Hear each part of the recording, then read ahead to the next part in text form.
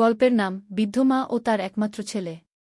একজন দরিদ্র বৃদ্ধা তার একমাত্র ছেলেকে নিয়ে খুব কষ্টে জীবনযাপন করতেন। ছেলে খুব ভালো এবং নম্র স্বভাবের ছিল। সে প্রতিদিন কাজ করে যা আয় করত তা দিয়ে মাকে নিয়ে সংসার চালাত। একদিন ছেলেটি রাস্তায় একটি থলে পেল। খুলে দেখল তাতে প্রচুর স্বর্ণমুদ্রা এবং একটি কাগজে লেখা। এই স্বর্ণ যার হাতে পড়বে সে যেন জানে এটি আল্লাহর পক্ষ থেকে এক পরীক্ষা। যদি সে তা মালিককে ফিরিয়ে দেয় তবে আল্লাহ তার জন্য জান্নাত লিখে রাখবেন গু। ছেলেটি মুহূর্তেই সিদ্ধান্ত নিল, আল্লাহর প্রতিশ্রুতি আমার জন্য স্বর্ণের চেয়ে অনেক দামি গু।